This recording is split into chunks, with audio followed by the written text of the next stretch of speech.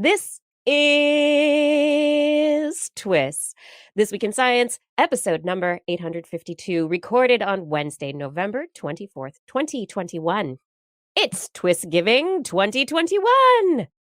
Hey everyone, I'm Dr. Kiki, and tonight on the show, we will fill your head with babies, bees, and birds. But first, thanks to our amazing Patreon sponsors for their generous support of TWIS. You can become a part of the Patreon community at patreon.com/thisweekinscience. Disclaimer, disclaimer, disclaimer. Thanksgiving. That one day out of the year where Americans pause to give thanks for all the good things in their lives. Thanks for health and family, and thanks for that giant turkey on the table, which likely had a diet of 95% corn, as do most livestock of any sort. Foods like corn, potatoes, and tomatoes originated in the Americas.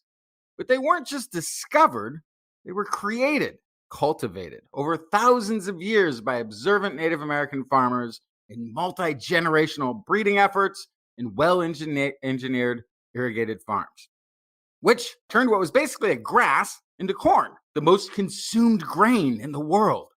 And it turned a pitiful proto-tomato the size of a blueberry into the most consumed fruit and or vegetable in the world. And the potato, domesticated and cultivated back some 10,000 years ago in the Andes, is the world's fourth most produced food.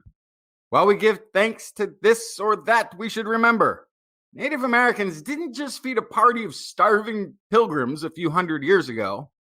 They are feeding the entire world now, today, through the food technology that was developed before modern Europeans even stepped foot into Europe. And while native peoples have suffered cultural annihilation, destruction of sacred lands, religious conversions, theft, kidnapping, rape, child abuse, institutional murder, enslavement, germ warfare, and genocide on 2 continents, the rest of the world has become better nourished and should give thanks. But as Americans especially, it should be a day where you simply acknowledge the people whose food you are eating, whose land you occupy, and whose children you and your children have replaced. In the spirit of experiment, innovation, and discovery that the ancient Americans used to create the food of the future we all enjoy today, we bring you This Week in Science. Coming up next. I've got the kind of mind I can't get enough. I want to learn everything. I want to fill it all up with new discoveries that happen every day of the week. There's only one place to go to find the knowledge I seek. I want to know what's happening. What's happening? What's happening this week in science? What's happening? What's happening? What's happening this week in science? Good science to you, Kiki and Blair. What was that? I didn't even hear you there. What? I said some good science, Kiki and Blair. What's going on?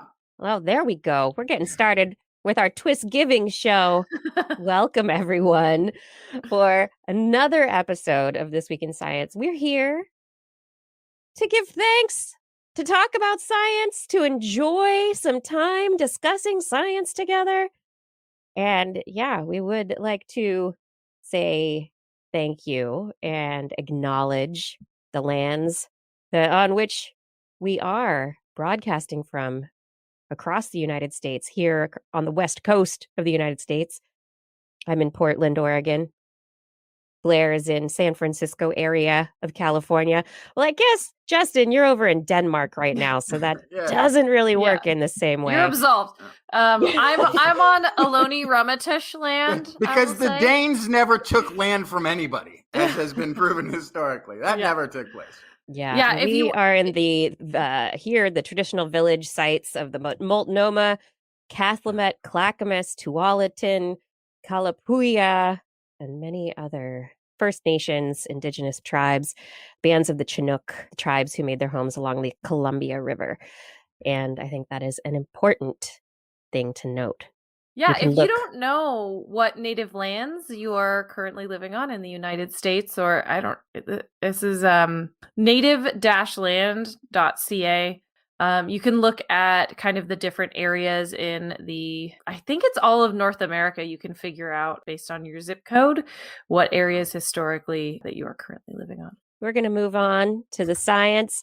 We have a good show full of science for you today. I have stories. I brought some. I really, really did. I have stories about space efforts, carbon storage, mind reading, and divorce in birds. Okay. Not in people, in birds. Justin, what'd you bring? I've got baby jokes. Missing link found. Finally, they found the missing link. Something to do with the prognostications of the COP26 summit. And just good news, facial recognition edition. Just good news. Okay. Oh, and then some story about a deep sea mammoth. just came across. Deep sea diving mammoths. They must have had a very long trunk. Okay. Yeah. Blair, what's in the animal corner? Oh, well, I have spit swapping ants and meat eating bees. And then I also, just for fun at the top in the quick stories, I have a quick story about touching your face. Don't do it. Latest place not to. And also stereotypes in STEM. Stereotypes in STEM. Mm-hmm. Yeah. The human animal we will investigate. Indeed. Yeah. All right, everyone. As we dive into the show, I do want to remind you that if you have not yet subscribed, you can find us all places that podcasts are found. Look for This Week in Science. We're also on Facebook, on Twitch. We are on YouTube. We are on Instagram and Twitter. Some places you find us as TWIS Science, but you can always find us at our website, TWIS, TWIS.org, twis.org. It's time for the science. Who wants to talk about space? Yeah. Let's do it. Yeah. Yeah. Okay. Last week, Blair and I had this wonderful conversation. Blair wanted to discuss the naming of the James Webb Space Telescope and why we're calling different things by people names. Why not? Why don't we stop doing that? But anyway, I've got another James Webb story this week. If you hadn't heard already, the James Webb Space Telescope had an incident this last week. A good incident? No, it has pushed their launch date back from December 18th to the 22nd. Oh, okay. That's only 4 days. All right. It's only 4 days. They because they need to investigate what has happened. A clamp band slipped, popped off, and this clamp band is basically a clamp that secures the telescope to the launch vehicle adapter. Basically attaches it to the launch vehicle so that it can get into space and get to where it needs to go. But the declamping of the clamp caused a vibration throughout the telescope, and they don't know how severe the vibration was and whether it damaged any aspects of this incredibly sensitive multi-billion-dollar piece of space equipment. So they're taking some time to investigate what has happened. They say it's going fairly quickly. They're ahead of schedule so far. But yeah, this is just one more incident in a long line of incidents when it comes to this space telescope. And please, can we just launch it and get it to space? And it has 300 points at which things can go wrong as it unfolds. 300 different possible places things can just go nope. Once it gets all the way out to the L2 location where it will be sitting in space to view the universe in infrared. Okay, so that's what, if one of these 300 things goes wrong, it just won't work, right? It's not like something else worse will happen. Like if it fails earlier in the process, it'll plummet back to Earth or something. No, it's like, first it has to launch, then it gets away from Earth, and then it'll get out to L2. And once it's located there, a lot of other things happen. But yeah, there are a lot of places where things can go wrong. And I just keep going back to my understanding of NASA engineers as always planning for the worst. Yeah. with lots of backups, lots of contingency plans. And I'm just really hoping that all of those NASA engineers who have worked on amazing spacecraft that have made their way to Mars and other places and worked very, very well. Just please. I don't want to, there are a lot of people worried about this one. Yeah. In other pretty positive outlook news, we have a little craft that could. It really makes me think of the story of the little engine that could. The DART mission, it has made its way, launched on a Falcon 9 rocket from Southern California last night. This DART mission has started its voyage to an asteroid where it will be attempting to collide with a small moonlet. Dimorphos is the moonlet, Didymus is the asteroid. And this is a mission to see if we can really act out the movie Armageddon in real life. Then they did invite Bruce Willis to the launch of the DART mission, but as far as I know, he was not in attendance. But the move seems dumb. The idea is we need to protect our planet from potential bombardment by asteroids that could be planet killers. How are we going to do that? And one idea is that we could impact them. Can we change their trajectories? Not blow them up, because usually they're going to be very large. It's going to take a lot to get to them to the point where we can blast them into little pieces of rubble small enough that they would burn up in our atmosphere.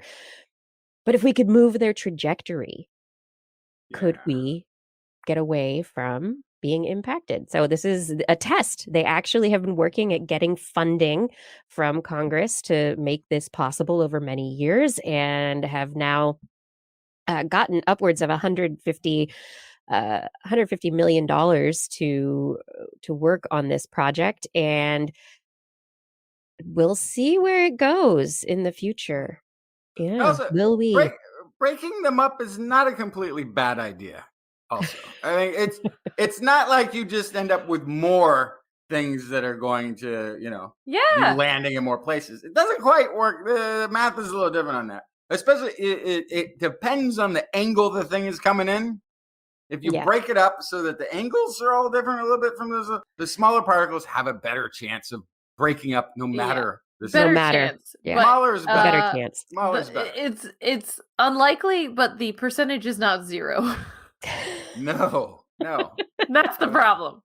The percentage is not 0, no, but okay, this DART, we can look forward to reporting on this next September or October when it does reach Didymus and hopefully strikes Dimorphos. And the interaction is really interesting. This is a 700 kilogram spacecraft, and on the feed last night, someone said it's about the mass of a small cow, trying to impact a body that measures about 170 meters across at 6.6 kilometers per second. Can it alter the trajectory of the moonlet? Justin, you get to tell a story next. Oh, it's my turn. Okay, let's go right into the good news. This is the Just Good News story of the week. Facial recognition edition. Lie detection just got a whole lot better. This is researchers from Tel Aviv University created a new and improved lie detector that works by tracking contractions within facial muscles. So far, they've been able to catch lies 73% of the time, which it's not perfect yet, but it is then, by that number, it is the best lie detecting system ever created. The older system that we used, you've seen it in the movies. They got the thing, they're checking pulse rates while answering questions, was so scientifically and operationally flawed that it put innocent people behind bars for years and is now completely inadmissible in courts as evidence. It just doesn't work. Too many human factors. But this, the researchers identified two different groups of lying tells that people seem to have. There was one group, they could detect their lies because it would activate cheek muscles, would sort of react differently ahead of telling a lie. And there was another group that had activation not at all in the cheeks, but they'd get it in the eyebrows. So it's sort of also interesting how you've got these somewhere, but there's like a whole much more research that needs to be done, but somewhere way deep within the brain is activating either cheek muscle or eyebrow muscle for different liars. And so there's a whole thing there, right? But they had these super sensitive stickers with electrodes in them that were tracking facial movements and these sort of little micro contractions, and recorded the correlation between the lies told and specific regions being activated. Now, these are pretty straightforward lies. They would get an audio that said, up or down, say. And so they said the opposite of what they heard. And that's how they could tell it was a lie, because the researchers could, see what was lies and what wasn't. It wasn't just people sort of telling stories about the fish they caught or whatever. So again, this isn't a real world test, but it is the first round of it. They say, though, that in the very near future, this technology could be digitized to allow a simple AI to use video images of a speaker to determine if they're telling the truth or not. Not just in a clinical context then, right? But then you're talking about video of anyone speaking at any time when you have enough definition. So not only then can you maybe watch a speech in real-time video and have a sort of truth meter that shows up next to the speaker, but you could go back through archival footage potentially, right? You could go back and watch this show right now and see if I'm lying. Yeah, I mean, you could then. That's the insane thing about this, is that it could be it doesn't matter where or when. It's just look at the face. You could then use it on court footage from cases that have come through years. You could go through an archive of any video and see if people are lying, which is just insane. So this has great potential for detecting deception in real life context, criminal investigations. Banks could use it when you're applying for a loan to see if you're being straightforward about all the details you've offered them. Your software on your phone could use it as a password security system. So you might look like you, but is that really you? And it could see if you're lying or not. Political speeches, job interviews, spousal interrogations. Okay. You could go do Claire's that's a step too far. Pre-record it, you no, could do therapy. I have concerns though, Justin. I feel like this could be similarly fallible to the lie detector in that we need studies to see what happens to your eyebrows and your cheeks when you're uncomfortable, when you are nervous, when you are hot, when you are cold, when you're excited, when you're bored. Vowing loyalty to a regime. It's all of it. Passionate. This is the problem with lie detectors, right? Some people are really good liars, so you can't tell at all. Some people are just nervous, and so they have all of the signs of lies happening through the lie detector. We don't have the research yet of exactly what happens to your face at every other moment of your life when you're not lying. And I think that's going to be one of the big points, though, is that people who are professional liars, people who are sociopaths who lie with no problems whatsoever. It's not going to show. Those people are going to skate by again. Maybe. So here's the thing. This is, if you've trained for a lie detector and any of the previous ones, this one you're not trained for. You don't even know you're making these facial changes at this point. But might it's not accurate. It's 3 out of 4 dentists. It's not it's not 99.9% accuracy like we want our COVID rapid tests to be, right? Yeah. We need it to be more accurate before we can count on it without further data. Oh, of course. I mean, it's not here yet. This is the preliminary. But it's also scary. I don't want it to be here. That's the thing. You don't want a lie detector. This is Professor Levy, who was involved with the study, says, since this was an initial study, the lie itself was very simple. There were participants, by the way, who on the other side were watching people tell the lie and trying to determine if they were. They couldn't tell in this test because it was such an easy, no stakes lie. They're just saying the word, whatever. they couldn't pick up any differentiation. Levy goes on, usually when we lie in real life, we tell a longer tale, which includes both deceptive and truthful components. In our study, we had the advantage of knowing what the participants heard through the headsets and therefore also knowing when they were lying. Thus, using advanced machine learning techniques, we trained our program to identify lies based on signals coming from these electrodes. So it's not perfect, but better than any existing technology. And the other thing that they found interesting is that people lie through different facial muscles, some with their cheeks, others with their eyebrows. And as they expand this, they may find more tells that are in there. Well, but it would be fascinating to find out that even the psychopath who's trained the vocal intonations, or you're saying the professional liar, who's trained their vocal intonations and their word choices to seem always to be the most sincere at any given moment, but have all of the tells for the AI. If that was still there, that'd be fascinating. And then the only people who could lie with ease would probably be mimes. Right? People.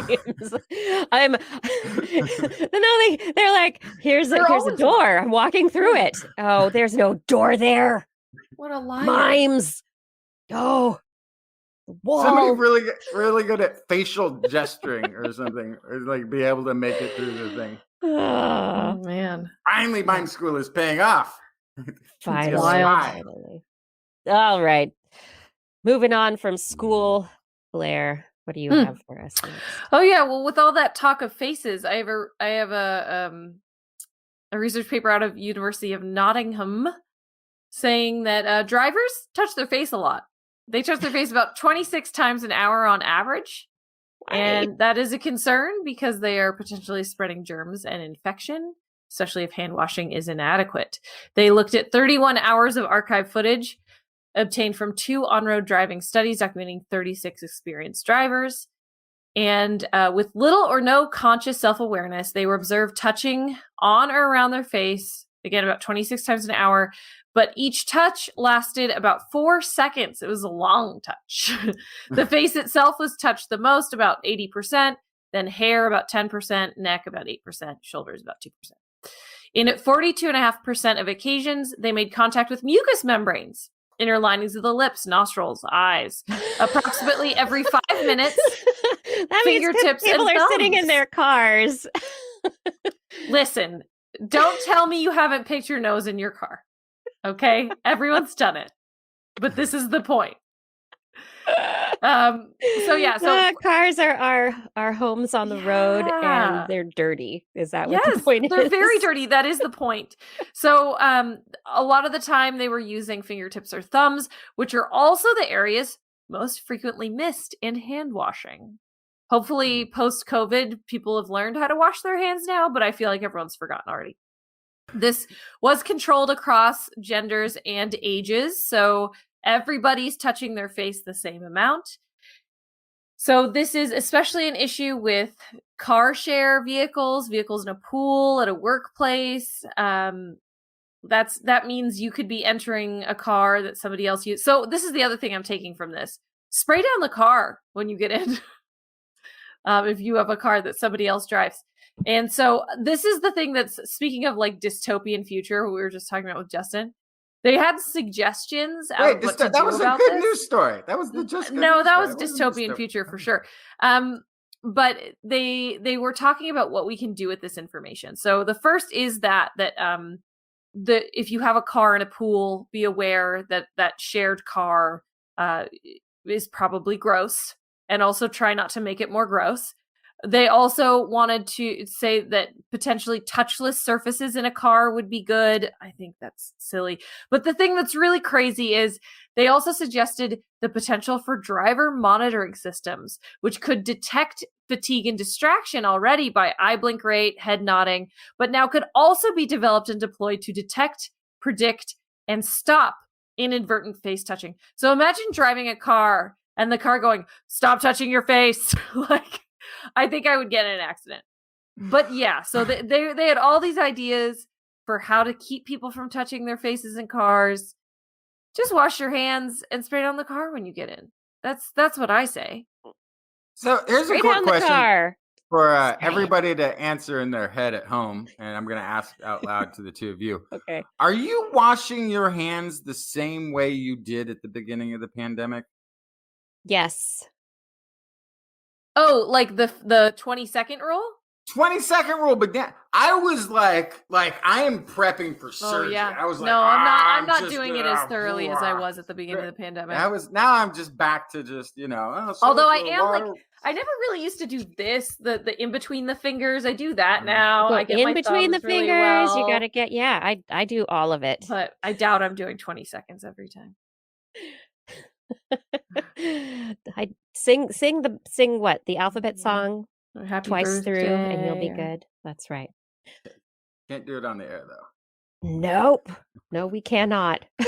But we can tell people what areas of the earth should be conserved so that we don't dump 139 gigatons of carbon into the atmosphere. Oh yeah. Yeah, you know what we need to do? We need to conserve the really, really, really crucial carbon sinks. Permafrost, the researchers who have just published a paper in Nature Sustainability, they say, permafrost, it's melting, but nobody's really going to build on it because it's melting and there's sinkholes and all that kind of stuff. So it's not really a problem. It's not great agricultural land at this point either.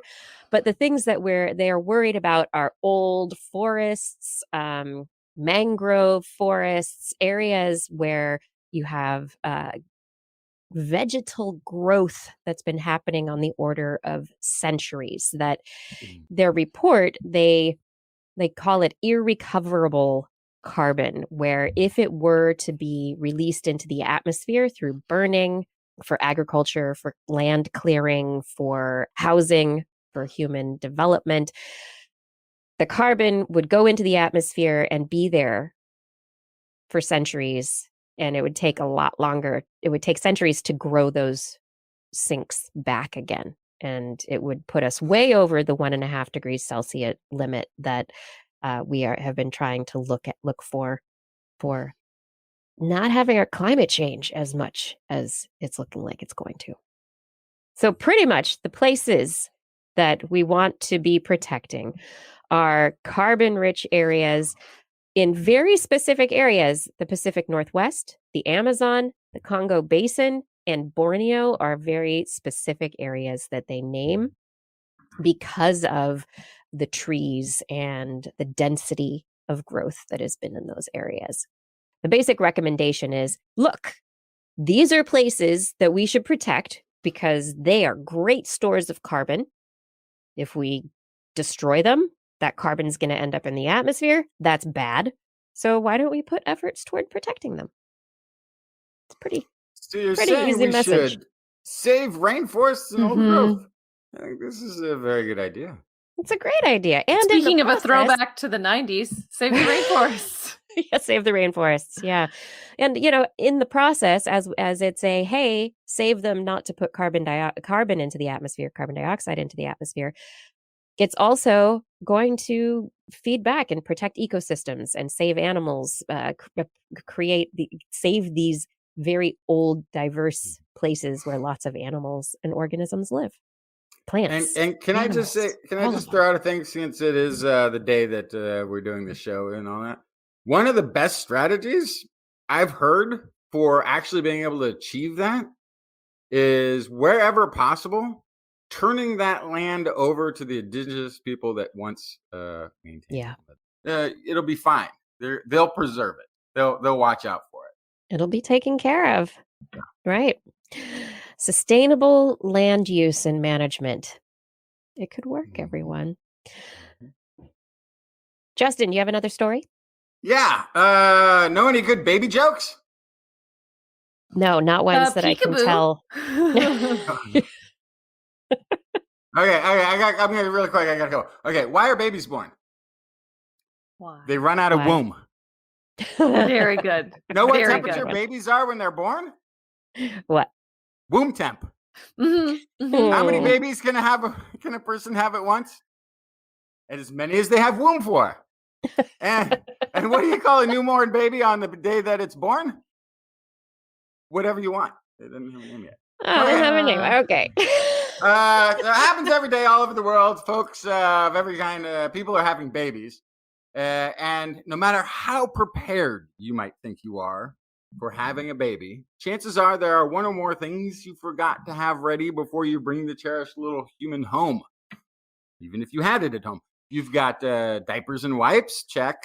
You have a place for the baby to sleep, a soft blanket to swaddle them in, a wardrobe full of clothes for the baby to grow out of in just a few weeks. Yeah. Toys and bedtime books to keep the mind stimulated as time goes by. Maybe you even submitted their application to a preschool despite it being many, many years away. Or prearranged marriage for a neighbor's kid that's 3 months old already. However you prepare. Yes, a proud parent, you've done all the preparing, you're getting ready, but you still missed something. Do you know any good baby jokes? And these are not jokes about babies like I was telling, but jokes that make babies laugh. Yeah, that's what I did. Peekaboo. Yeah. Peekaboo. Peekaboo. The keys. This is University of Bristol researchers conducted a study with around 700 children from ages birth to 4 years old from different parts of the world. They published this in Behavior Research Methods. It identifies the earliest age humor emerges and how it typically may build in the first years of life. So they had this survey that they sent out to these 700-ish parents, UK, US, Australia, and Canada. And it was just a quick 5-minute survey that they would go back to check their child's development. Team found the earliest reported age that some children appreciated humor was 1 month old. 50% of the children were appreciating humor by 2 months. 50% were producing their own jokes by the time they were 11 months old. And the team also showed that once children produced humor, they did it often. They worked on their act. They worked on their stand-up, like before they could actually even stand up. Half of children having joked, usually within the 3 hours that the surveys were being administered. After the children's survey, the team identified 21 different types of humor that was going on. And a lot of it was age-related. So children under 1 year of age appreciated physical, visual, auditory forms of humor. That's the peekaboo, the keys, funny faces, things like blowing on their face. Yeah, blowing on their face. Eating their toes. Yeah, funny voices, noises. And they also really liked misusing objects. So like here's the banana phone. Here's the cup. Oh, yep. Yeah, banana phone. Oh, that's a kid. I still laugh at banana phone. I love banana phone. Flip phone is a good one also. Oh, that's a good one too. Oh, that's great. And then once they got into the 1 year old range and above, they started getting into humor that involved getting a reaction from somebody. So that was showing people their butts, trying to scare people, making potty jokes, and then doing acting like something else. So they would act like they were an animal. Oh, sure. Right? Or something like this. 2-year-olds became a little bit more advanced. They started to reflect on some language humor, getting into puns and nonsense words, and then stuff like, old MacDonald had a farm. E-I-E-I-O. And on his farm, he had some cows. E-I-O with a meow meow here and a meow meow. Wait, no, that's wrong. It's just moo, meow. Right, stuff like this, right? And they started getting more aggressive with the humor too. They were starting to show the mean streak, like trying to trip people. Slapping things out of your hands, probably. Trying to see the physical comedy on, 3-year-olds liked to try to say naughty words and try to play tricks on people and do the puns. So as I developed, of course, humor. But one of the things that this, I think, study shows also is that's not a thing that I really have seen in a whole lot of literature. Like how to stimulate your child by reading to them, how to get them interested in early math, the art, the reading, how to work on your toddler's intellectual development, 5. not comedic. Exactly right. How to get your kids type 5 ready so they can go before an audience. How to deal with a heckler by age 2. Like you need a whole like prop comedy for toddlers. It's not just for Carrot Top. Yeah. Yeah, they need to. So somebody needs to write this book. I think it's on you, Justin. How to Amaze Your Friends by age 3. By age 3. I love that. I think it's interesting also thinking about the different kinds of humor that kids start developing by certain times and how that lines up with brain development and what allows it. So by 1 month, the eyes are developed enough that they're starting to be able to focus on things so that they can, if you get your face close enough, they can see your face, they can hear your voice. You know, they're starting to be able to discern more colors. You know, so it's like, how does the visual system, the auditory system, the cognitive awareness, how does all that play into what they find funny and when, and also when they start making their own jokes? Yeah, I was amazed because I do recall my youngest daughter at 6 months was playing peekaboo in reverse. I don't even think she was 6 months. She was like, but she would lift her blanket up and make us disappear and laugh, and then come back and be like, "Ah, you're back," and then make us disappear again. She's like, "You don't need to do object impermanence. I can do object impermanence. I can make you myself. go away. You can make you go, and that's funny." That's scary a little bit. She's like, "You don't even understand. I have the power to make you go away." Yeah. She liked it too. Oh, she loved the humor. Speaking of other baby science, babies can change people's behavior. Apparently, that baby smell, you know, when you smell the top of a newborn baby's head, it contains a molecule that affects the way that people interact with other people. So researchers publishing in Science Advances, they looked at a molecule called hexadecanal, or hex, and it is emitted from babies' heads. And we can't really smell it per se, but it's in the mix of the baby smell. You can, though. I use baby's head smell as amazing. Right. But hexadecanol on itself, it doesn't smell like anything, but it's mixed in with the baby thing. So we're identifying it somehow. So I'm not, we're identifying something. The baby's emitting a smell independently to make you sniff it, probably. Not to make you sniff it. No. The baby is emitting a molecule that makes mothers more aggressive and reduces the aggressiveness of fathers. What? And looking at the brain, it impacts these social interaction circuits in the male and female brains differently. So it's like a dial down control for men and a dial up control for women. Like, hey, mom or lady, absolute sense. Sniff my head and then protect me. And for a guy, it's like, hey, don't eat me. Don't be a polar bear, please. That is the most relaxed scenario I've ever been in, is holding a little bambanini, and it's just like, boom. Every time a baby is handed to me, it's like, it's a reflex. You go, you can't help it. Just, I will smell your head. About everything in my body is making that happen. I can't stop it. That's so fascinating. Yeah. So anyway, we have identified, it's not a pheromone per se, but we've identified a molecule that is emitted by the heads of babies that changes adult behavior. And it's sex dependent as well. So it's really, really fascinating. So now babies. So is this ultimate manipulator? Is this a thing that we vaporize into like problem prisons of the world? Or crowd control? This becomes a crowd control. Yes. Although I guess if it's having the more aggressive effect on the women, then we got to be careful when we use it. Yeah. Oh gosh. Where and when will we use the hex? How will we put a hex on people?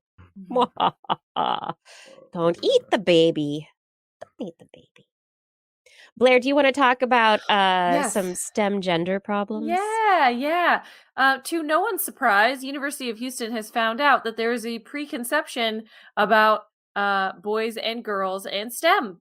Perception that boys are more interested than girls in computer science and engineering starts as young as 6 years old, which is likely one of the reasons that girls are underrepresented in STEM career fields.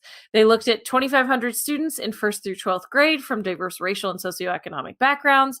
They were combined with laboratory experiments to provide important insights on how those stereotypes impact motivation.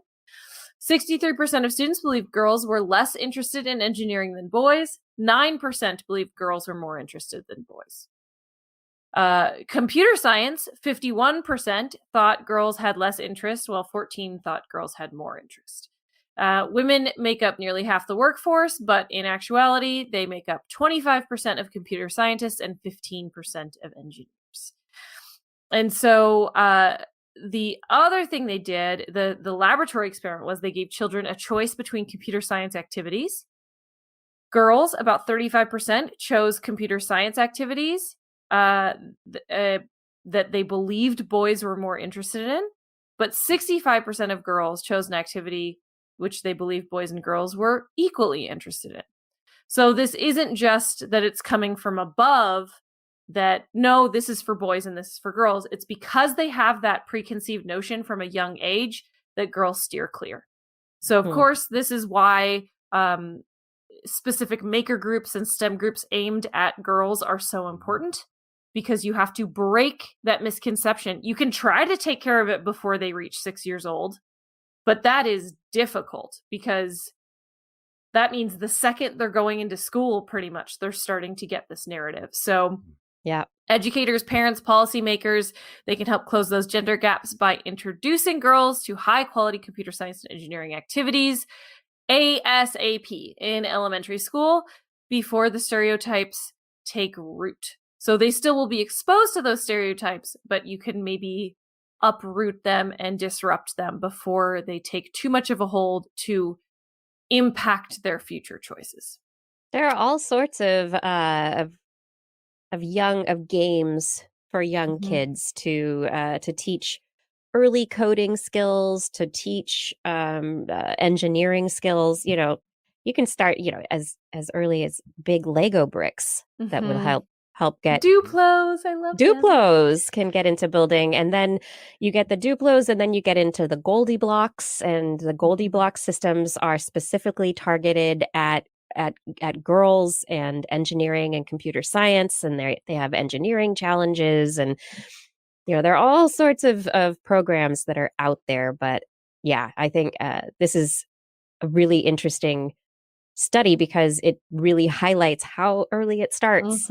That's what this study is about. This isn't new information generally, except for the fact that it starts so young.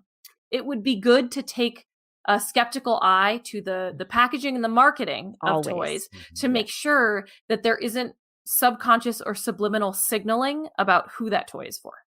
Yeah. And I don't think that's such a big deal if in doing so you hook them into engineering something, of actually building, doing the problem solving, doing all, because to me that's like the more important thing. Like, gender getting them issue into stuff, the role stuff, the expectation is almost a different level of problem that needs to be solved. I think it's directly related to this, though. It's directly related to career expectations for genders. I don't know. I mean, I do agree to an extent, because I had a lot of, what were they? The cowboy Playmobil set that I loved. That was like my favorite thing as a kid. And you're right. I did expect when I grew up I was going to be a cowboy. So, and I found that being out there on a horse, following cows around all day is maybe not the best fit. For me. I really wish that we could read their minds, though. That would be awesome. Just like we can now read the minds of worms. What? Yes. Do we know what they're saying about us? No, we don't know what they're saying about us, unfortunately. But the C. elegans worms, it has 302 neurons. Very, very tiny brain, which makes it easy to monitor all the neurons and go, what are these neurons doing? Versus a human brain or even a mouse brain. It's a lot more neurons there, so you can't get the resolution that you want. A team from the Salk Institute published in PLOS Computational Biology about their work giving sense. Buttered popcorn, almond, banana, cheese, and salt, basically wafting the chemical odors over the worms, and then looking to see what happened to the neurons. But instead of just looking at the sensory neurons that were involved, of the sense of the odor, scenting it, they also looked at which neurons were activated downstream. So they used what they called graph theory, which involves looking at the collective interactions between different pairs of cells. And they were able to monitor what was happening and then use machine learning to find out what different groups of neurons were doing when different scents came by. And so, for example, they exposed C. elegans to sodium chloride, and there was a burst of activity in one area and then a burst of activity in another. And this sensing of salt was really important because salt usually indicates bacteria, which the worms like to eat. So this is a very important scent to the worms. And so they're able to figure out that, oh, this is what this scent is doing, and these neurons are involved for this versus this. So now they can basically waft a scent over the worms and go, look at the neurons. We can read the minds of the worms to know what they're doing or want to do at any point in time. And of course, the eventual goal is to move this from worms to humans, but that's going to take a very long time. A little bit. Just a little bit. A little bit of time. Just as long as it takes to get the James Webb Space Telescope up. No big deal. Just a few months. Just a couple years. I mean, maybe just a couple more years after that too. Maybe just no big deal. No big deal. Yeah. But it's exciting. We can read worms' minds. This is This Week in Science. Don't you wish you could read our minds right now? Do you know what I'm thinking? I'm thinking I'm very thankful that you're here with us tonight. Thank you for being here. If you do like the show, tell a friend today. All right, let's do a COVID update.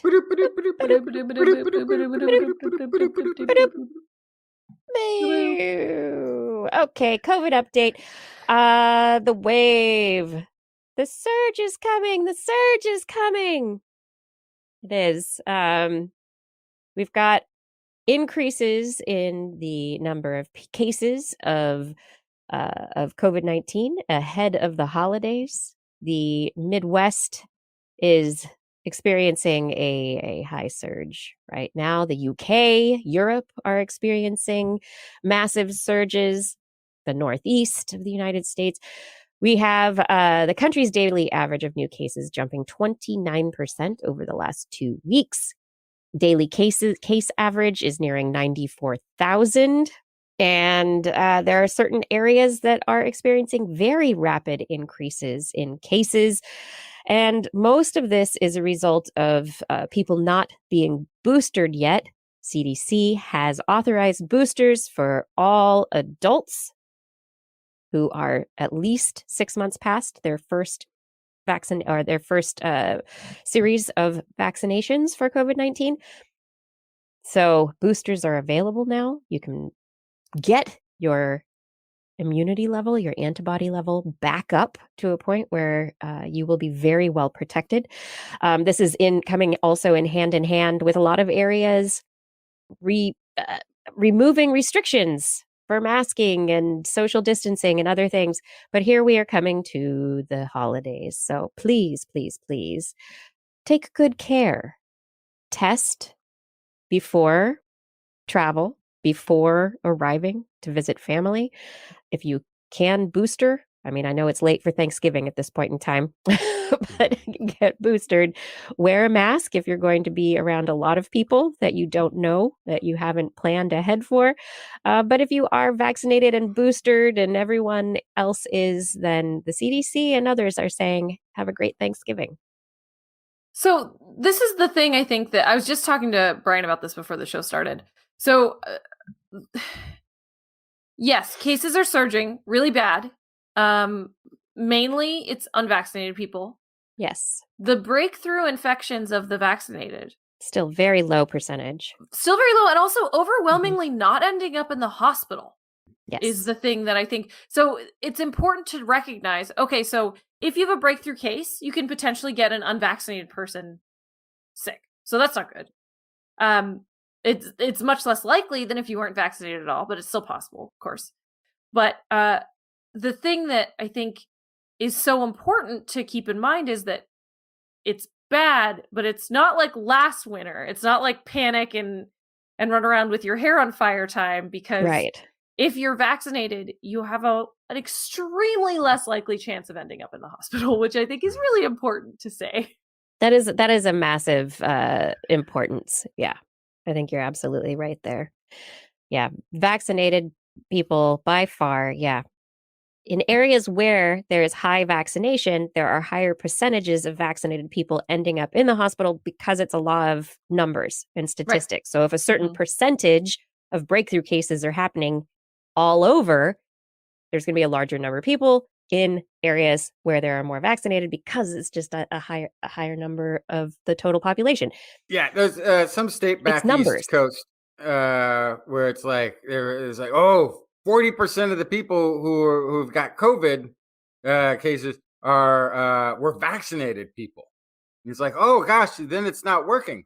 Yeah, but that state area has got like 94% vaccination, which means that 6% of the population that's not vaccinated accounts for 60% of the cases. Yeah. But if you just be like 40%, that's how numbers work. That's how numbers work. And so as we start to look at like high number percentage of people who are vaccinated who get this, it's because most everybody is vaccinated in most places.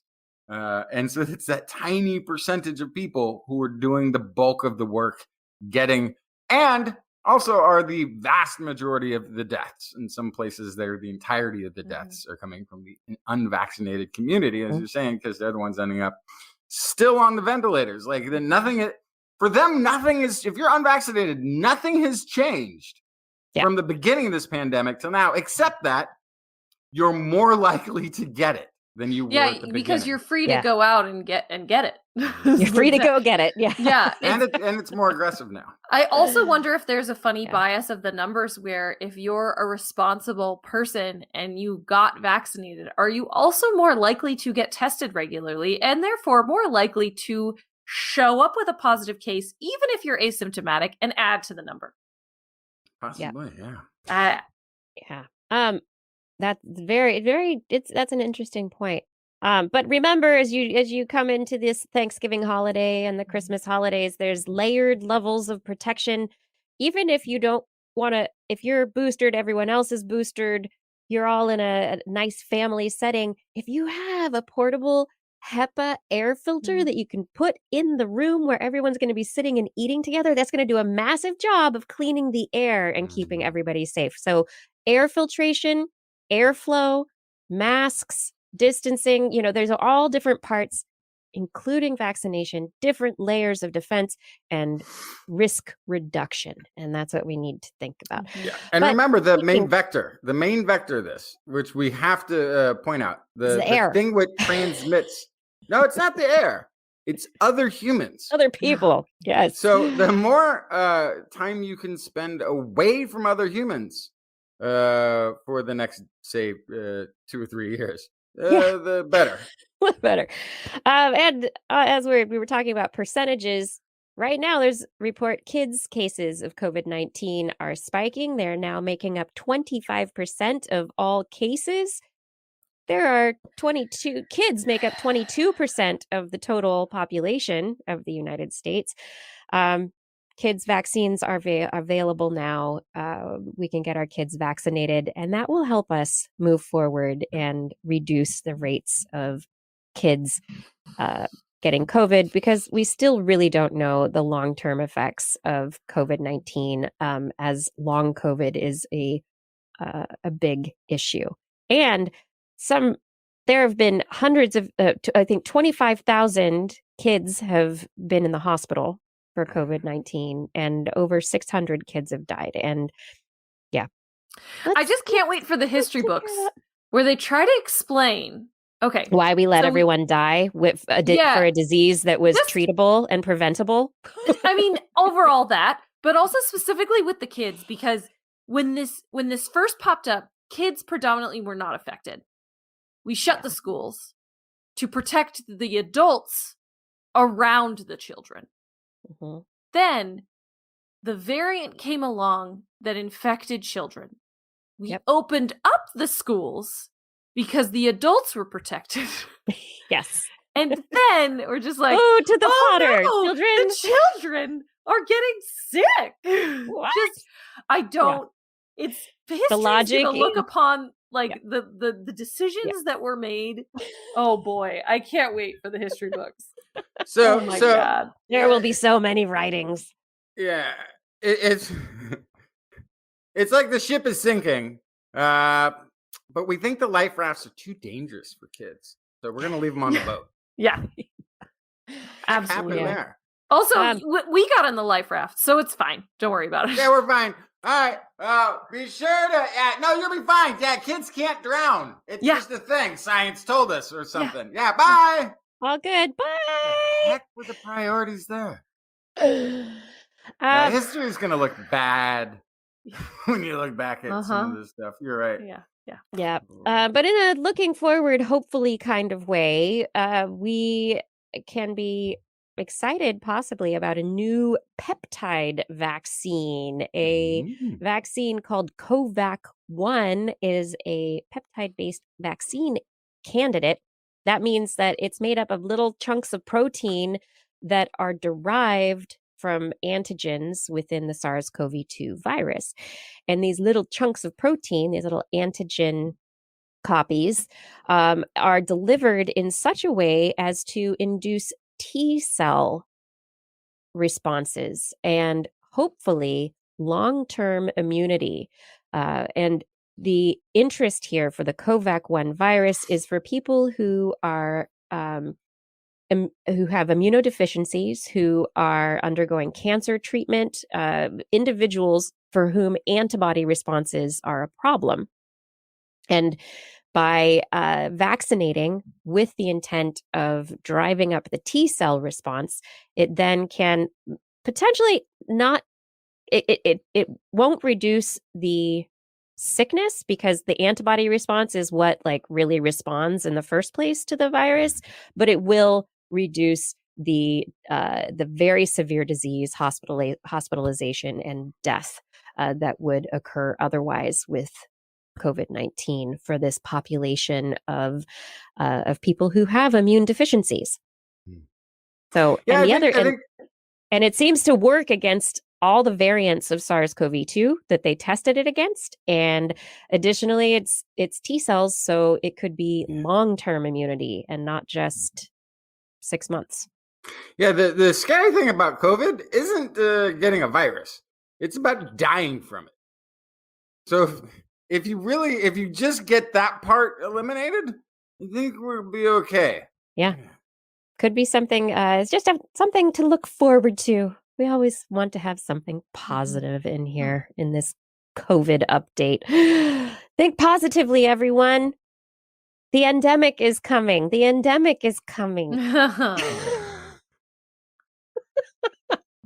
already came.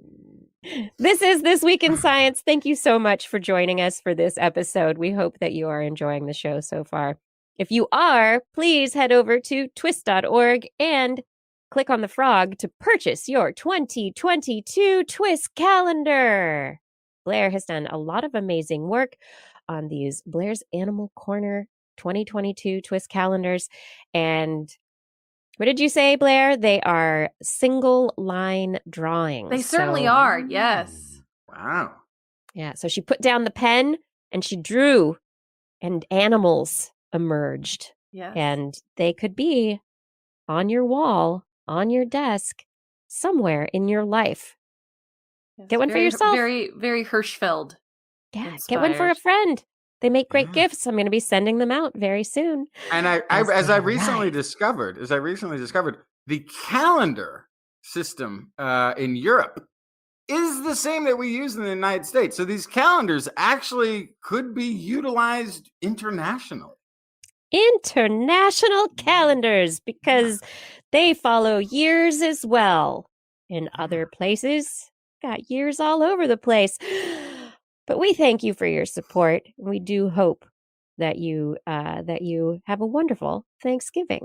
It's time now for Blair's Animal Corner with Blair. With Blair? She loves our creatures, great and small. Biped, millipede, no pet at all. If you want to hear about animals, she's your girl. Except for giant pandas and squirrels. What you got, Blair? I have vulture bees. What? Vulture bees. Did you know that some bees eat meat? Wait, hornets, wasps, visps. No, bees. No. Wait, Yes. but how about this They problem go with to the flowers. they're gonna be like reverse pandas then, right? They got the wrong. Ooh, very interesting point. Just wait till you hear this story. So this is a tropical bee, colloquially known as vulture bees. They've evolved an extra tooth for biting flesh, What? and they have a specialized gut to eat meat. This is a species of stingless bees. Say that 5 times fast. Stingless bee, and has evolved the ability to eat meat, most likely due to an intense competition for nectar. So there just weren't enough flowers to go around. They had to start eating meat. Wait, you said the bees have a tooth. Yes. What are you talking about? Bees don't have tooths. Yeah, it's like a mandible. It just helps them break stuff off. But they have this ability to eat meat, which their gut bacteria is not supposed to be able to do that. So it's very interesting that you brought that up, Justin, because it's just like the pandas. But before I talk about the gut microbiome, I have to tell you about one other thing that they have on their body because it made me giggle. So stingless bees normally have baskets on their hind legs for collecting pollen, of course. However, they observed when they put out chicken meat bait traps for these bees, they got a good look at these bees up close, and they observed carry-on feeding bees using the same structures, but to collect the food. They had what Quinn McFrederick, a UC Riverside entomologist, called little chicken baskets. What? On their legs. Anyway, moving aside from the pure joy that sentence gave me, they wanted to compare nectar feeding bees to these vulture bees that feed exclusively on meat, and also a particular type of stingless bee that eats meat and nectar. So then they were able to compare the microbiome of these 3 different types of diets across bees. They found the most extreme changes among the exclusive meat feeders, and the microbiome in the meat eaters, the exclusive meat eaters, more closely resembled that of vultures. You know, the birds. Wow. Vultures. Yeah. So honeybees, bumblebees, and stingless bees traditionally all have guts that are colonized by the same 5 core microbes. Humans, our guts can change a little bit with every meal, but most bee species have retained these same bacteria over 80 million years of evolution. So, of course, these scientists wanted to see if their microbiome was the same. They went to Costa Rica. They had their baits of chicken, and they smeared petroleum jelly on them to deter ants, which is an interesting note.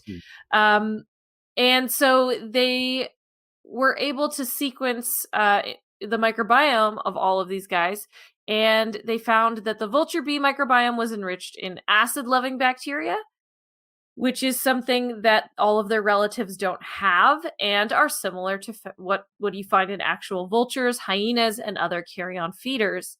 The expectation there is that because it's acid-loving bacteria, they can build up more stomach acid. It helps protect them from pathogens that show up on raw meat. If we ate chicken, raw chicken, we would get very sick for many reasons, and it's mostly due to the bacteria present that our stomach cannot break down. One of the bacteria present in the vulture bees is lactobacillus, which is in a lot of our fermented food, like my sourdough on my counter right now. They were also found to have carnobacterium, which is associated with flesh digestion. I will also mention, I was like, oh, stingless bees, that's cool. Nope. They can't sting, but they're not defenseless. They actually can be quite unpleasant. Stingless bees, some of them have nothing, but many of them bite, and many of them produce blister-causing secretions in their jaws, which causes the skin to erupt in painful sores. Ouch. So they're not without an arsenal. They're still bees. And also, interestingly, their honey is still consumable by humans and still sweet and delicious. Oh, they still make honey? Yes, because they're not obligate. Right? They're not obligate carnivores, and they do pollinate. Is that part of it? No, they only eat meat. Then how? What? What? Yeah. How are they making the honey out of it? So they store the meat in separate chambers that are sealed off. It's not meat honey. It's not meat honey. The meat is separate in the hive from the honey. And then so they store the honey completely separately. So they still are digesting the meat and barfing up honey, but so it is meat honey still. I always forget honey is it's bee barf. Bee barf. It's bee vomit. Yeah. Mm-hmm, yeah. Mm-hmm. Yeah. It's not just the pollen. Yeah. No. So they've eaten the pollen and then they've barfed it back up. So so this is technically bee honey. Meat barf. If somebody's allergic to chicken, it's bee meat barf. Great question. Also, would I be okay to eat this? Considering I avoid meat. Non-vegetarian honey? Yeah. This is really non-vegetarian honey. Like there are people who are mad at but it's Anyway, there's a little information for you on vulture bees and the fact that their gut bacteria is completely different from the rest of bees and like vultures and hyenas. So there you go. Wow. That's fascinating. I mean, nature just has it all. If there's something that you have not yet imagined, it's out there and we just have to find it. Mm-hmm. Yeah. And then there's also the fun historical question, like what came first, the change in diet, or what like somehow there became this? How did they seed that microbiome? Yes, great question. Yeah, I bet it's in that honey now. Oh, yeah. Anyway, okay, so that's them. Moving from that gross meat-eating bee story to ants that walk up to each other and say, hey, let me spit in your mouth real quick. Oh, Blair, what have you done? Ant colonies use fluids passed mouth to mouth to create a colony-wide metabolism. Very smart. Yes. So these ants, these social insect colonies function in a similar way to a single organism made up of many individuals. And for that reason, scientists study ants a lot to gain insight into how complex biological systems like the human body function. Individual ants in that colony have two stomachs, one for digesting food and another before that, which is their social stomach. They store fluids there and they share those fluids with other ants in their colony. They allow them to share food and other important proteins that they themselves produce. This is a study from the Laboratory of Social Fluids at the Department of Biology, University of Freiburg, Switzerland. Oh, yes, I work at the Laboratory of Social Fluids. They explored whether the proteins they exchange are linked to an individual's role in the colony or the colony's life cycle. And they analyzed all of the ant-produced proteins found in social stomachs of those ants and compared how those proteins varied depending on their job, if they were a forager or a nurse, caring for the colony's young. The members, they also compared it across ages, how old the colony was or how new it was. They found that members of more mature ant colonies had more nutrient storage proteins necessary for growth and metamorphosis of young. But newly founded ant colonies had a much lower amount of storage proteins.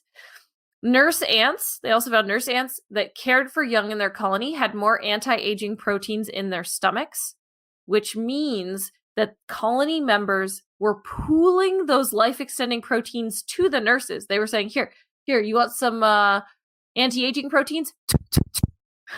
You're welcome. Okay.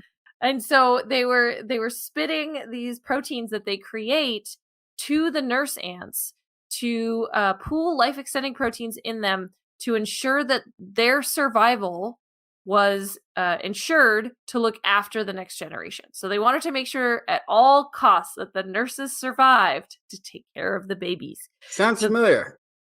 Yeah. So they find isn't that what we did with the vaccines? We gave it to all I was going to say before that we did the opposite, but yeah, you're right. Once the vaccines happen, for sure. Yeah. They also show that the big kind of breaking news here is that colony members can do metabolic labor for the benefit of others. So their metabolism is creating these proteins and they are able to give them to other members of the colony. So the idea is you could use this to look at how metabolic work is shared between cells in a similar way. Ants pass things around in a way that they can easily access what they need to share. And having a better understanding of how that works in a colony, in a social colony, could show how metabolic labor learns inside of somebody like a human to distribute metabolic tasks between tissues or cells in the body. So, first of all, just very interesting that ants can have a joint metabolism and metabolize proteins and give them to each other, which I love. But also this idea that colonies are a sample organism for actual organisms is pretty wild, and I love it. Yeah, that's very pretty rad. cool. Yeah, but of course, doing callbacks to your previous stories, humans are doing this all the time apparently by touching things. Mm-hmm. That's seeding the microbiome, right? But that's not helping with the metabolism. Kissing. There's obvious kissing and stuff like this that takes place. Or families who are constantly touching the same stuff or sitting on couches, or we use public transit. So we're sort of not intentionally maybe doing this activity. You have to be maybe much more intentional as an ant. But see, Justin, I don't think it's intentional enough. When you're touching a pole in a subway station, you might be seeding your microbiome. But that's not what this is. This is a metabolic process creating proteins that is then being donated to another organism or another cell. So this is like a whole extra step. That's like if it's more akin to like breastfeeding. That's what I was thinking. It's making something. Yeah, you're creating a product that you're sharing with another organism or another cell or another tissue, right? So imagine that happening at a colony level. That's wild. Yeah. Yeah, it's like they're their own little farms for proteins individually. And but I mean, this kind of harkens back to the idea of ants as a colony and the colony as a single organism and not the ants not necessarily as individuals, but as more complex aspects, I guess, communication organelles within the larger organism. And if you look at it that way, it makes sense because then it's like it's just keeping the organism healthy. Right. But then when you take it back to the colony level, it's wild. Because I'm going to give up my life-extending proteins to another individual. That's wild.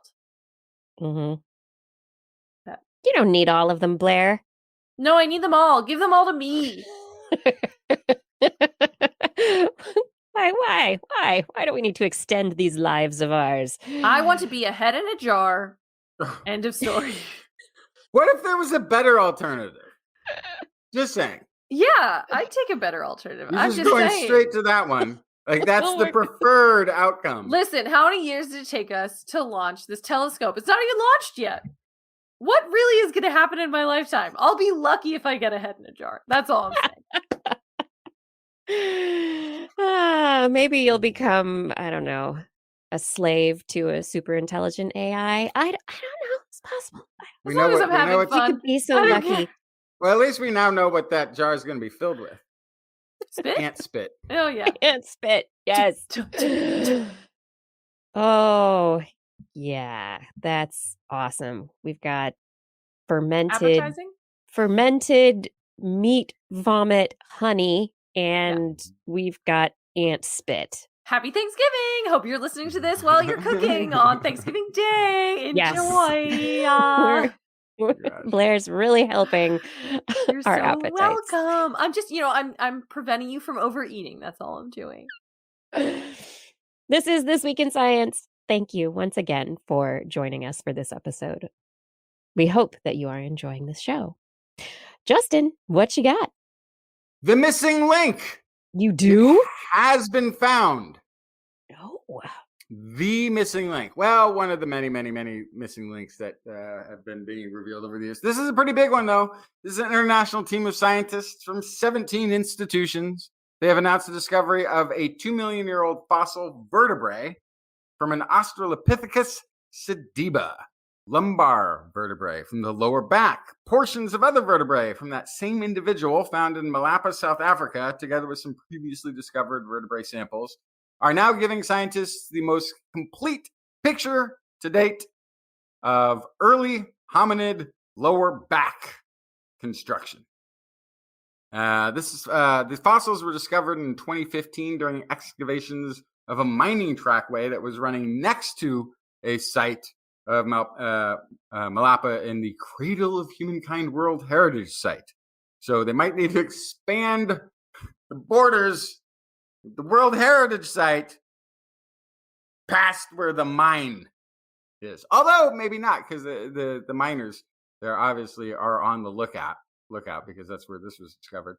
Malapa is also the site where in 2008 Professor Lee Berger from the University of Witwatersrand discovered the first remains of what became then the new species of ancient human, Australopithecus sediba. So this is a relatively speaking new player in human ancestry.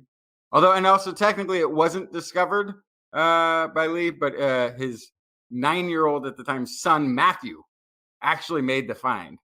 And his father's like, yeah, it's good. Yeah, you probably found a bovine bone, but I'm going to encourage the kid. I'll go look at this thing. He's just, what? Whole new hominin discovery. Well done, kid. Way to be observant. Okay, so then, so the fossils have been dated to approximately 2 million years before present, and they're kind of stuck in a cement-like rock. It looked like it was going to be really hard to get it out of the breccia, this thick rock. So instead, they did a CT scan at the University of Witwatersrand, and so they could see the thing in complete detail without having to chip away at it.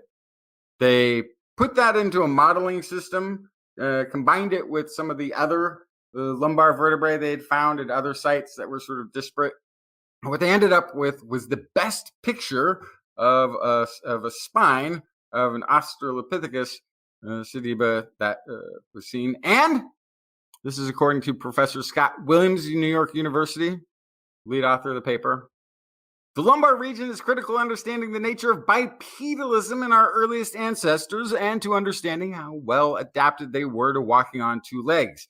Associated series of lumbar vertebrae are extraordinarily rare in the human fossil record, or the hominin fossil record, with really only 3 comparable lower spines being known for the whole of early African records. With the complete spine, they were able to model this, and it looks like it's got a nice curve to the spine, observed only in the 1.6 million year old Turkana boy, Homo erectus, which is much later, and some modern humans have this kind of curvature as well. The spine is now showing the signs of a bipedal walker, which is fantastic. That's amazing. That's 2 million year old bipedal Australopithecus.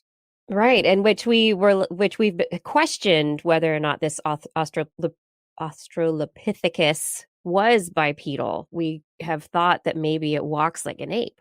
Yeah, because the other known features that we've had a much better look at in Sediba has been the upper body, which is a very powerful upper body torso and is well suited for climbing in trees. So the mixed adaptations across the skeleton of Sediba now show some sort of transitional or multifunctional nature of this being to be able to walk very much like a human and climb like a damn dirty ape. So we have the closest thing that actually lived on the planet to Planet of the Apes, I guess. And you said missing link is, a touchy term, but it is a bit because even though we've known about Australopithecus, I cannot say these old names. Even though we've known about this hominid for a long time, suddenly we're putting pieces together and going, oh, the walking and the climbing. We had it all. This was the beginning of the things. Now you just have to find the missing link in between this and the one before, and then the missing link in between that, and then the. Well, it does on the braided stream. Yes. And the braided, as the braided stream goes, this then has enough similarity to, and again, a lot of detail needs to get filled in, but has enough detail of the spine now to say this could be a modern human Neanderthal ancestor, as opposed to a far-flung branch of that braided stream. This brings it very much closer to the modern human than anything we've seen before in lower spine. So, cool. Really, this again, we all got to give it up to way to go, kid. 9-year-old Matthew. Yeah, way to pay attention to what your pops is doing, and go out there and make a groundbreaking discovery. And second to last story of the night I got here is leading up to the COP26 summit. The UN said existing policies would see Earth's average surface temperature rise a catastrophic 2.7 degrees Celsius. Too much. Above the pre-industrial levels. So they needed the national leaders to scramble to appear to be doing something about it, make the pledges, make some actions, try to get much closer to that Paris Agreement of trying not to pass the 1.5 degrees Celsius of warming. According to a new study, it was actually written by several contributors to the UN report on climate change. It is suggesting that UN reports on climate change may be painting too rosy of a picture. This is from the first author, Ida Sognaes, senior scientist at Cicero Climate Research Center in Oslo. The false precision to climate outcomes given during COP26 may lead countries to believe they are making good progress, when the opposite may be true. So at issue is the method that is being used to connect the dots to set the climate policies in the first place to the end of century temperatures so that people can make the right choices on how to even approach this. So interestingly, most projections are based on a model that will start with the desired outcome. So they're starting with a cap on global warming of 1.5 to 2 degrees Celsius. So they say that's the acceptable increase. And then they work backwards from there to see what policy levers need to be pulled or toggled in order to get there. So in a way, it's almost admitting a little bit of defeat and saying, we're going to have to give up some ground going forward. But here's the levers that need to get pulled to get us there. So this is called backcasting. approach. Experts adjust variables such as coal use, renewable energy, deforestation, reforestation, all sorts of things, agriculture, and like to hit the end of century target. Then they go around to the countries, try to get them to sign up to meet those goals and to then pull those levers so that they can achieve that. In the new study, research looked at the same data and the same policy pledges, but instead of backcasting it with the UN's if we, could we, will we, would we, should we data scenarios, the group forecasted where all of the newly agreed upon policy proposals of today that have been agreed upon now after this COP26, where that would actually lead us. That's seven different climate modeling groups using this technique to assess how all the voluntary pledges, if kept 100%, would play out by the year 2100. Their estimates published in Nature Climate Change had a pretty big range. They went from 2.2 degrees Celsius to 2.9 degrees Celsius, which is sort of already in line with some of the goals and worst case scenarios that the UN figures were putting out. So that's a very mixed bag of information. At 2.2 degrees Celsius, you missed the target of 1.5, but hey, you tried, right? You tried, you got somewhat close, and climate change is still really a severe issue by the end of the century, and really bad things happen because of it, but it's better. You tried. You got some ground accomplished. You held off some of the ill effects. The other end of this, though, is a hellscape of endless droughts, intense storms, depleted water reservoirs, rising floodwaters, crop failures, collapsed food webs, submerging threats to most coastal cities, which will need to take on a more subaquatic theme. Yeah. That's the one. Yeah. But I think that the study is interesting because it doesn't pit what we're normally used to seeing, which is worst case scenarios. Mm-hmm. And, if we do nothing, drill, baby, drill, smoke them if you got them, hell in a bucket, but at least we're going to enjoy the ride for the next 100 years. Versus the other scenarios, the optimistically aggressive scenario where action is taken and checks every box of what we're capable of doing to prevent the negative outcome. And here's what is possible. And it just looks at what we've already agreed to and that range of outcomes from where, if we do what we say we're going to do, this is the range of outcomes. And it's still not not great. No. It's not great. We are not meeting the needs, and it was a lot of hand waving, and the meeting was a big disappointment to a lot of scientists and environmentalists out there, because the economists and the politicians are not willing to take the big leaps that need to be taken. And so hold them accountable, everyone. Yeah. Hold them accountable. Yeah. Demand it. I want to have many more good Thanksgivings. Good TWISGiving episodes. Yeah. I do. Let's have many good, happy ones. Not sad, awful, climate change, disturbed ones. Forget all that for a moment. Whatever. Just put it out of your mind. Just put it out of your mind. Okay, close it away. Put it away. Put it out of your mind. Just ignore all the danger. And I'm going to finish with a fun little quick story. They discovered a 3-foot-long mammoth tusk off the coast of California at a depth of about 10,000 feet. Who dropped it? Yeah. Well, occasionally stuff just, I guess, wanders into the ocean. Yeah. But having done so, it was very well preserved. This is 10,000 feet. You have a lot of high pressure. You have a very cold temperature. They think this is the best preserved tusk that they have in their collection now. Interesting. They think it is a young female Colombian mammoth, which was a sort of hybrid of two other types of mammoth, and possibly one that lived during the lower Paleolithic era, which spanned anywhere from 200,000 years ago back to 2.7 million years ago. So this could be a very ancient, or it could be a very, very, very, very, very ancient tusk. And they expect that they're going to be able to get really good DNA from it. Really? They don't think that the salt water would have encroached and done damage? Because that I would think would have really affected it.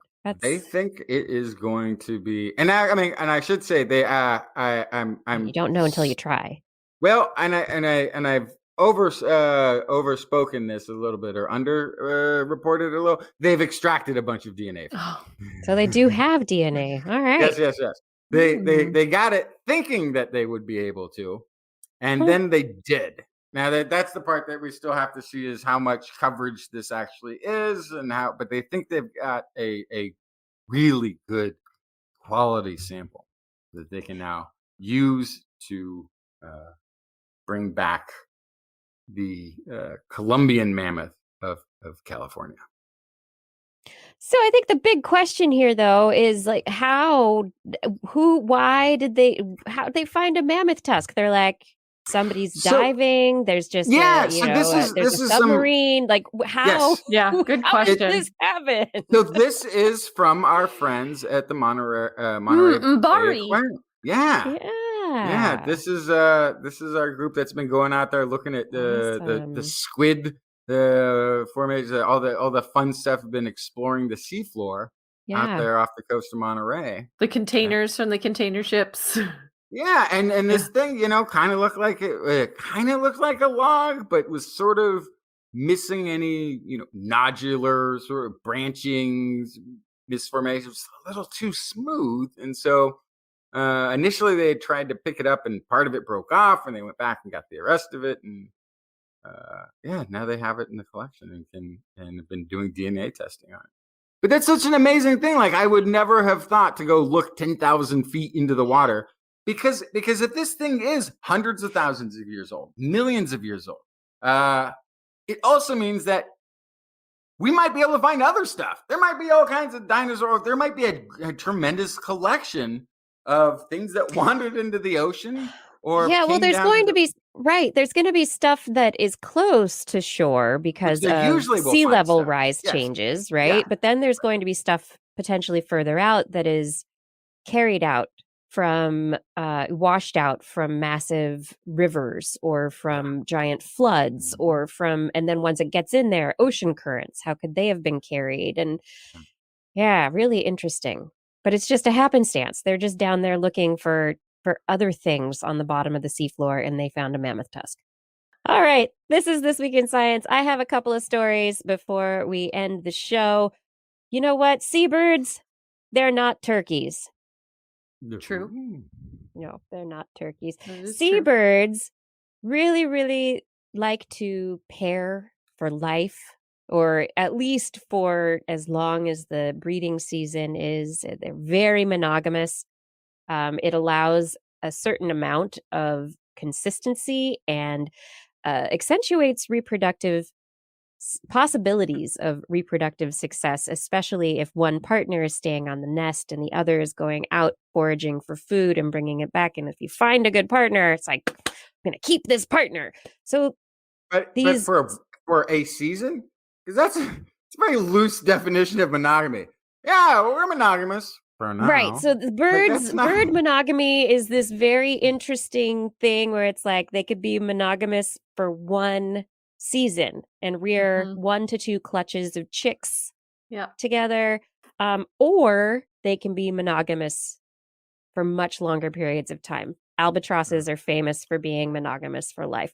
Many seabirds who do spend lots of time out over open ocean are monogamous for multiple breeding seasons.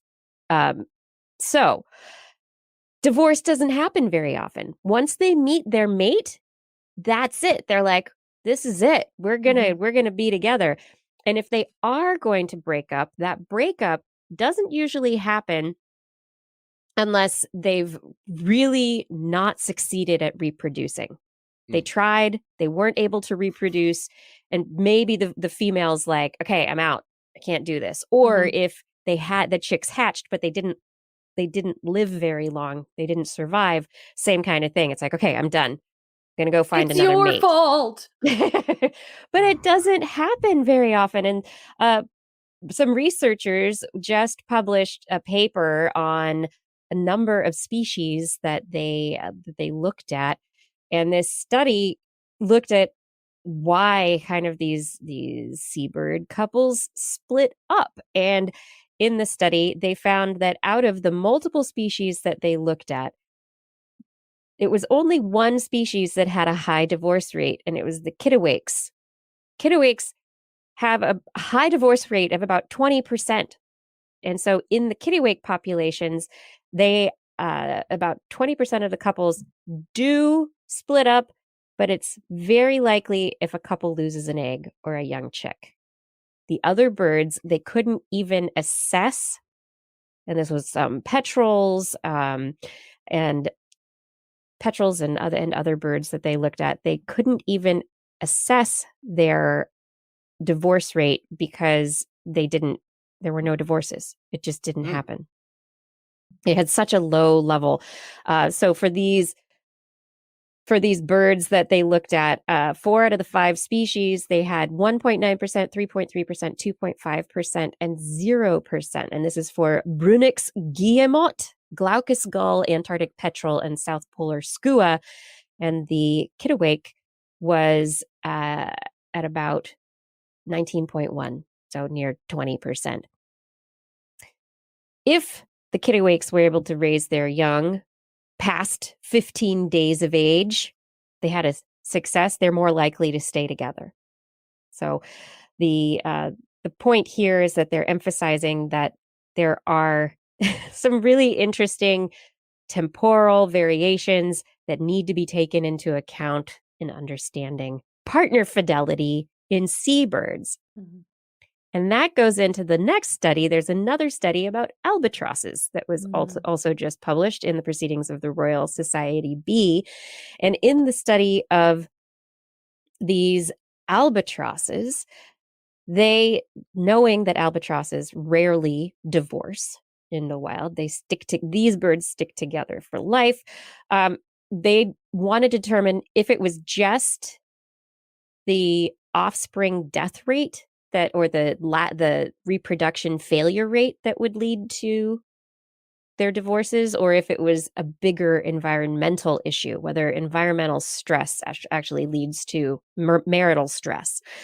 And so in looking at the albatrosses, they did find that reproductive stress does break up marriages in these birds. But they also found that when water temperatures increase, and they looked at a period of time from 2004 to 2019 in the Falkland Islands, looking at nearly 2,900 breeding attempts and 424 females. They looked at a bunch of bird breakups in these females. And they determined that in some years, the divorce rate was lower than 1%, and other years, they were like, divorces were happening all the time. But when the average water temperatures went up, reaching a maximum of about 7.7, they had this divorce rate of 7.7% in 2017 when the water temperatures were the highest. And so water temperatures lead to a change in phytoplankton availability, so fewer nutrients in general. And this can affect not just how much the birds themselves can eat and forage, but can lead to changes in how healthy they look. And so maybe your mate has gotten enough food for the children, for you, everything, but they come back and they look awful. And so the female on the nest is like, what? You look like you're sick. I can't hang out with you. Yeah. No, we're done. And they might be making choices based on these environmental factors that aren't necessarily indicative of the ability to raise the young. Yeah. And that's a great point, because this, like, if anybody has been complaining about the high gas prices, the supply chain disruption over the last couple of years, you can't get the present you want. It's hard to get a good enough sized turkey. That's what global warming is doing to every life form on the planet right now. Yes. So it's not just us being upset about these things. It's albatrosses are having marital strife as a result of these climate issues as well. And that's one of the big points of the study, is that as climate change continues, these environmental disruptions are going to occur, and they might lead to populations that are potentially already on the brink with a low birth rate falling apart, and the population's really declining because the breeding pairs will make poor breeding decisions because of the environmental stresses.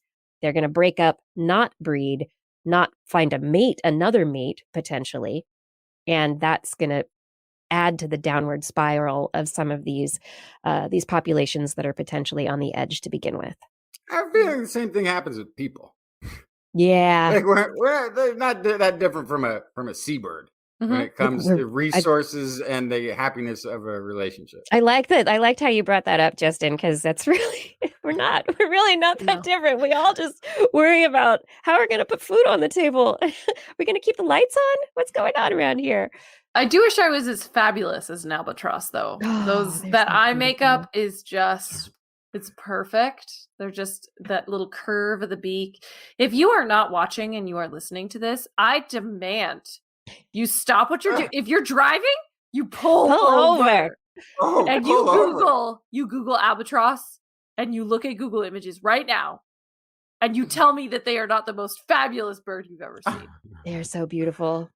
They're smooth feathers. They're so smooth. So and yes, their eye lines. Yes. Gorgeous birds. Gorgeous birds where relationships are very important to them. But that's all I have. That's all she wrote for this TWISGiving episode. Anyone have anything else? No? Do that thing that Blair suggested.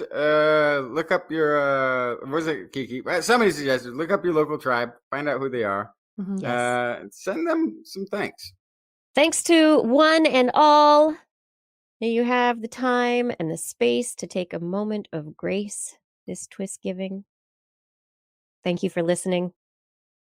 We hope that you enjoyed the show. Shout outs to Fada for helping with social media and show notes. Gord for manning the chat room, keeping things above board.